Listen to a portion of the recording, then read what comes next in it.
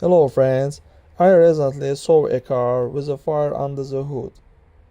Friends, but before starting the video, subscribe to our channel, put like and don't forget to put a bell so as not miss new video on the channel.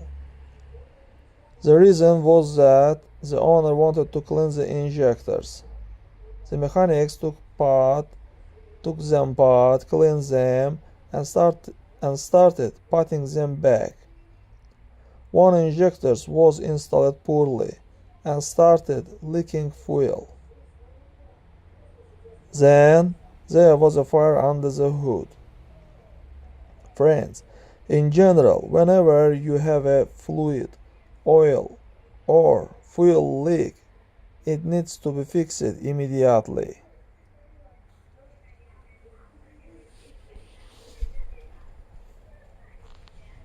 That's all guys. Subscribe to our channel, put like and don't forget to put a bell so as not miss new video on the channel.